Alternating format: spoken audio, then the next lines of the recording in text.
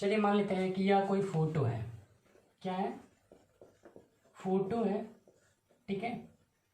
इस फोटो का पूरा पूरा प्रतिबिंब कोई लड़का है।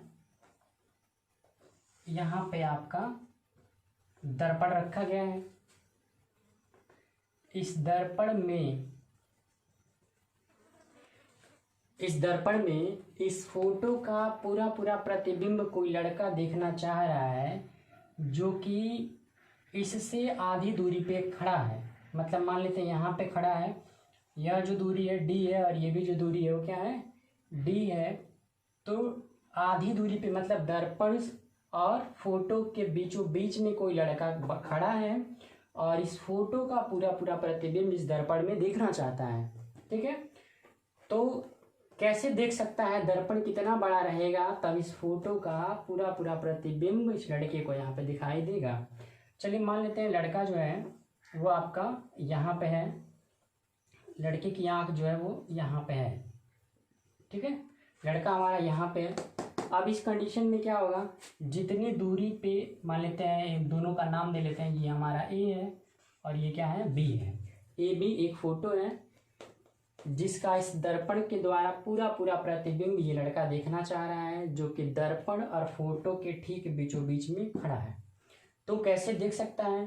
तो चलिए इसके लिए दर्पण से जितनी दूरी पे, कितना 2D दूरी पे बी है, इधर भी हम लोग क्या करेंगे, 2D दूरी पे क्या बना लेंगे, बी डैश बना लेंगे। ए है इतनी ही दूरी पे, यानी कि 2D दूरी पे ही हम लोग क्या बना लेंगे, ए डैश बना लेंगे और इन दोनों को ज्वाइन कर लेंगे।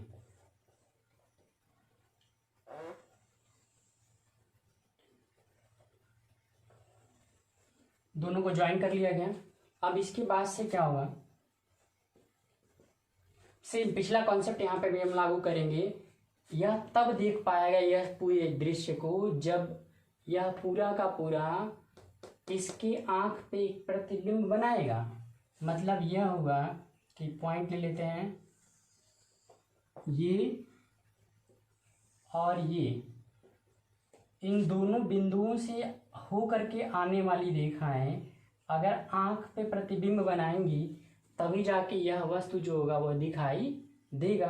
तो दर्पण की इधर पेंट किया हुआ है तो आप डॉटेड लाइन बना लीजिए, ये भी डॉटेड, ये भी डॉटेड। ठीक है। अब परावर्तन का नियम लागू कर देते हैं। ठीक है।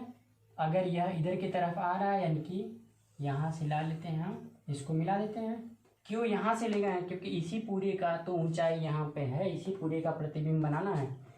ठीक है। तो यह आपका आपतन कोण हो गया,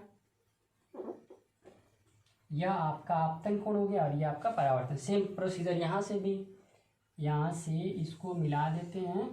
ठीक है। तो ये आपका आपतित किरण, वस्तु से किरण आ रही है टकरा के जा रही है, मतलब जाती हुई मालूम पड़ रही। कहाँ से? ए डैश से। वस्तु से प्रकाश किरण आ रही है टकरा के इससे जाती हुई मालूम पड़ रही है। तो ये तरीका हो गया। बाकी चीज़ें जो है यहाँ से आप अभिलंब ड्रा कर लीजिए। ठीक है। इससे अभिलंब खींच लिया गया। जो इसका आँख है उसको हम लोग बना लेते हैं बिंदु सी और इसको बना लेते हैं सी डैश।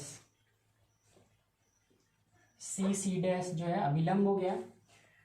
दर्पण का कितना हिस्सा यूज किया जा रहा है, तो ऊपर वाले को हम लोग मान लेते हैं x और नीचे वाले हिस्से को मान लेते हैं y।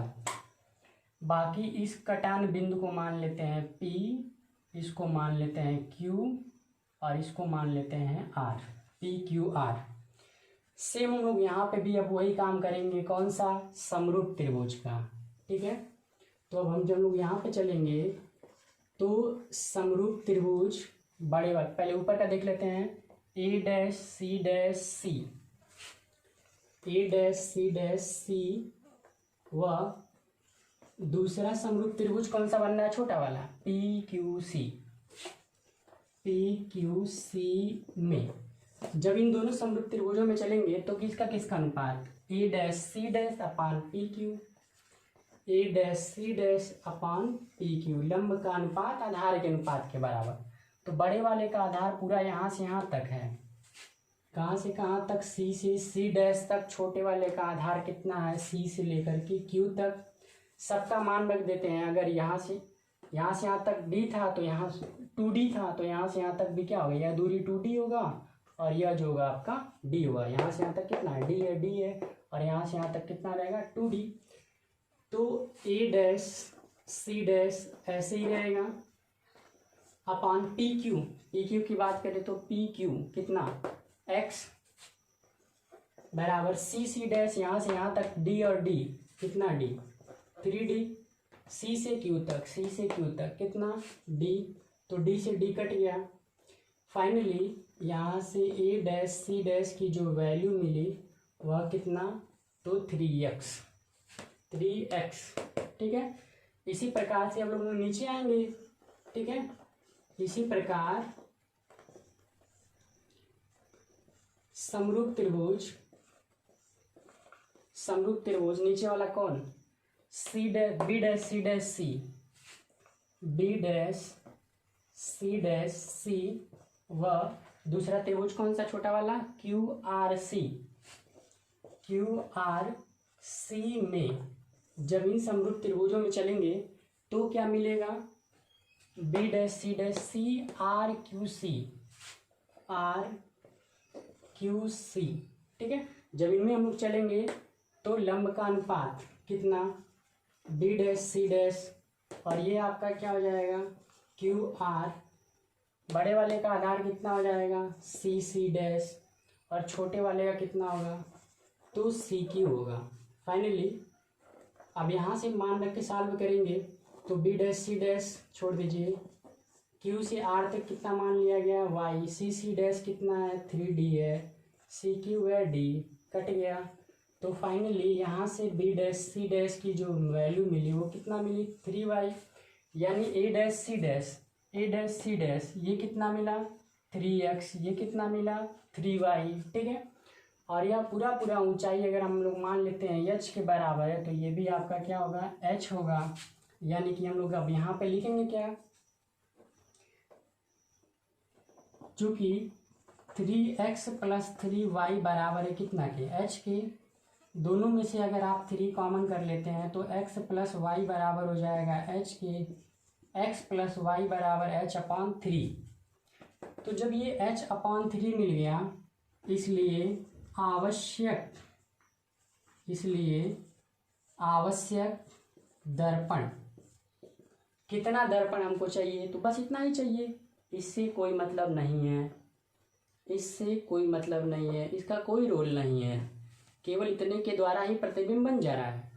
तो कितना आवश्यक दर्पण बराबर क्या है, x + y, और x + y का जो मान है वो कितना है, h/3 है। यही हमारा आंसर हो जाएगा, यही फिर हमारा फार्मूला हो जाएगा। यानी किसी व्यक्ति को अपने पीछे के बैकग्राउंड को, अपने पीछे चाहे फोटो हो, चाहे दीवार हो, चाहे कोई खड़ा हो, अगर उसको सामने वाले दर्पण में पूरा देखना हो तो जितना बड़ा वो होगा उसका 1/3 ऊंचाई का अगर दर्पण होगा और वह ठीक बीचों बीच में होगा, दोनों के दर्पण और दीवार के, या दर्पण और वस्तु के ठीक बीचों बीच होगा देखने वाला, तब इस कंडीशन में उस दर्पण में उस वस्तु का पूरा प्रतिबिंब दिखाई देगा। यह हमारा कंडीशन होता है।